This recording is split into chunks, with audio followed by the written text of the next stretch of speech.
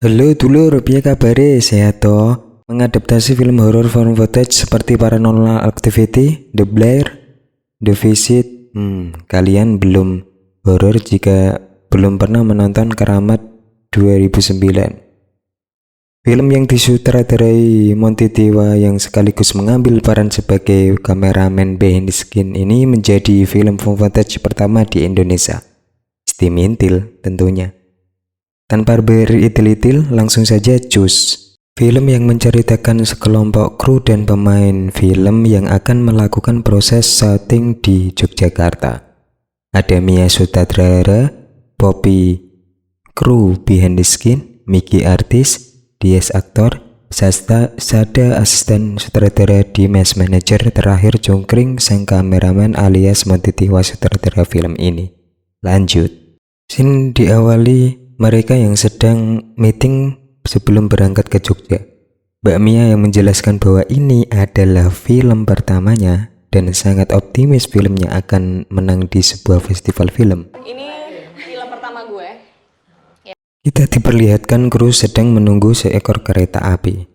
Di dalam kereta mereka terlihat menikmati perjalanan ini. Di tengah perjalanan, kereta yang ditumpangi mereka mendadak macet dan tak tahu masalahnya. Akhirnya, mereka sampai di Jogja larut malam.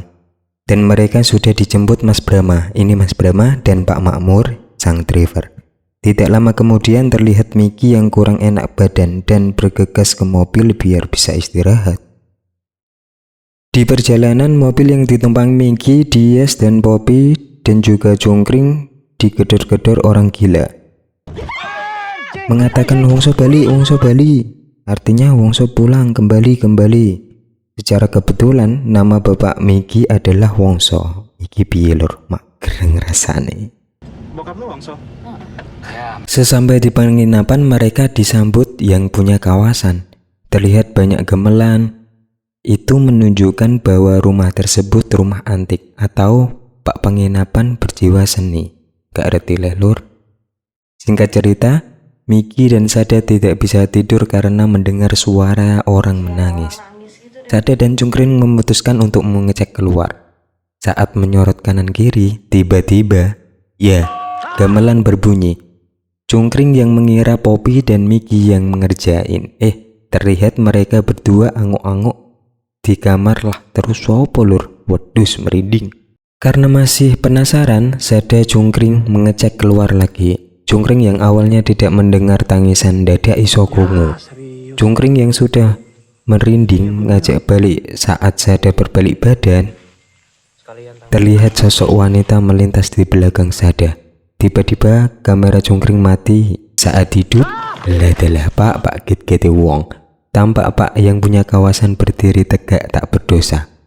Keesokan harinya mereka melakukan reading. Terlihat Mia tidak puas dengan akting Miki dan Dias. Alhasil Sada kena marah mak lampir dan Jongkring kena ababnya. Tim melakukan perjalanan cek lokasi di Candi Borobudur. Miki, Poppy, dan Dias yang menikmati suasana kena semprot mak lampir. Saat perjalanan pulang, mobil yang ditumpangi Miki, Poppy, Dias, dan Jongkring mengalami hal aneh. Jalan yang nampak sepi dan tak ada sinyal. Terlihat sebuah sinar yang dianggap lampu mobil. Malah ada banyak. Dan putar balik. Terlihat Dias bertanya kepada warga tapi aneh. Sesampai di penginapan, Mbak Mia dan lain-lain sudah terlihat menunggu. Dias yang menjelaskan kepada mereka malah tak dianggap. Masa kelor. Esok hari mereka melakukan reading. Tapi lagi-lagi Miki yang terlihat pucat dan akalnya blank.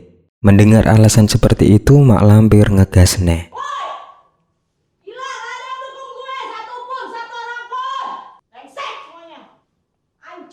Singkat cerita, Miki terbaring lemas. Terlihat rambut Miki pun beruban. Saat mau dibawa ke rumah sakit, tiba-tiba, ya, badan Miki yang mungil terasa berat dan mereka tak sanggup mengangkat.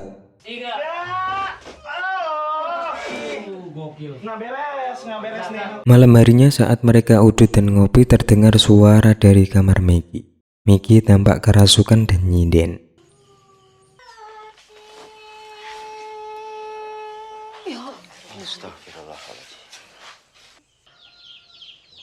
Esok hari tim memutuskan menyewa Mbah Dukun sebagai solusi. Merasakan keberadaan Mbah Dukun, Miki yang dirasuki menyamperi Mbah Dukun yang sedang jagong. Dalam adegan ini, Mbah Dukun sedang berkomunikasi dengan sosok yang merasuki Miki. Jenengku Nyi Pramodawardhani. Malam hari, Mbah Dukun ingin mengeluarkan sosok yang merasuki Miki. Sambil komat kamit, Mbah Dukun baca mantra.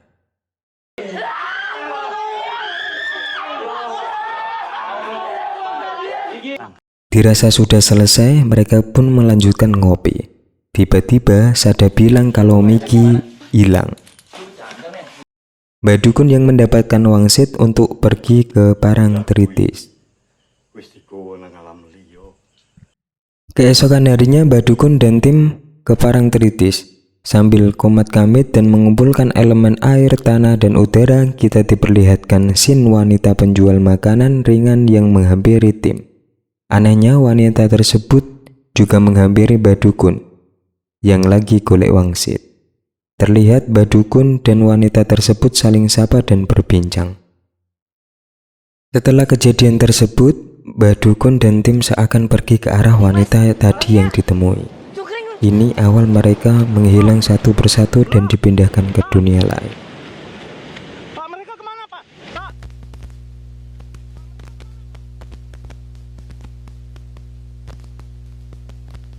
Iki dunia lain lur, wis mbuh anggap ae ngono lur. Saat tersadar dan kebangun, mereka melihat Miki yang berlari ke arah hutan dan mereka pun mengejarnya. Gusti, paringi selamat Gusti. Singkat cerita, malam pun tiba. Dalam perjalanan, Mas Bram menemukan batu merah delima. Dia pun mengambilnya. Pak Dimas yang menyuruh melanjutkan perjalanan.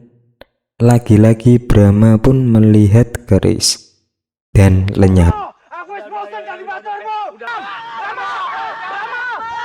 Tim pun berlari sekuat tenaga. Perjalanan tim menemukan wanita yang katanya sih tersesat. Dias yang kelihatan bersimpati melindungi wanita tersebut dari Poppy dan Cungkring yang curiga bahwa wanita tersebut adalah Jurit. Mereka pun melanjutkan perjalanan dan betapa terkejutnya mereka melihat sesosok makhluk aneh yang dari kejauhan dan lari terbirit-birit. Fix Raja Tuyul. Di scene berikutnya terlihat hanya Poppy, Dimas, dan Cungkring. Berarti Sada dan Mbak Mia terpisah dari mereka. Terlihat ada beberapa kuburan kuno yang sangat mengeri jendotkan. Di saat genting, malah Poppy minta diantar pipis oleh Mas Dimas.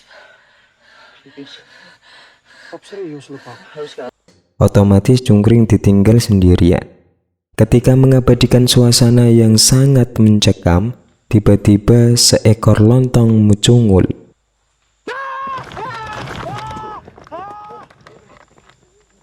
Cungkring pun lari dan menjatuhkan kameranya.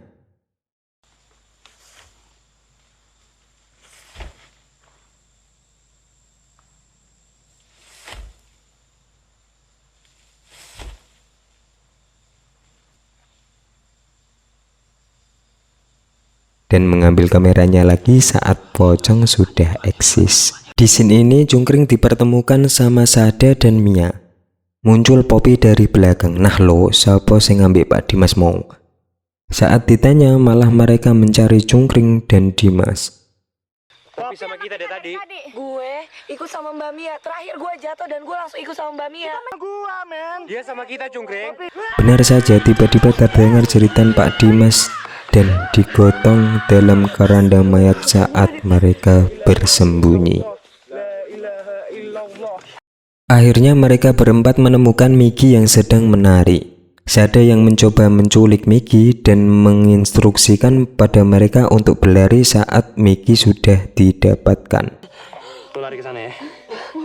Lari. Sada. Tidak lama, Sosok wanita berpakaian seperti ratu muncul dan mengatakan, Kalau matahari terbit, kalian masih di tempat ini.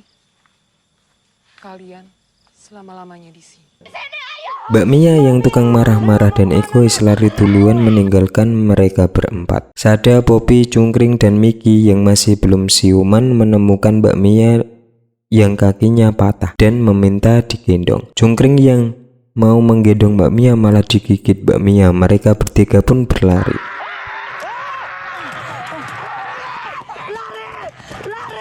Alhasil, mereka bertiga berhasil lolos dari hutan tersebut. Di scene ini kita diperlihatkan suara gemuruh seperti gempa. Kamera yang menyoroti Sada, Poppy, dan Miki berjalan menyelamatkan diri.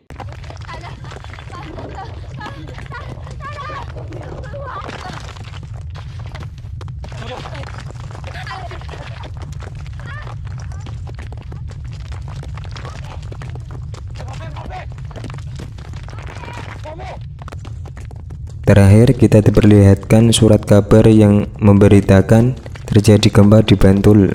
Diduga fenomena tersebut bukan fenomena biasa. Tim SAR yang mengevakuasi korban menemukan kamera tersebut dan tamat.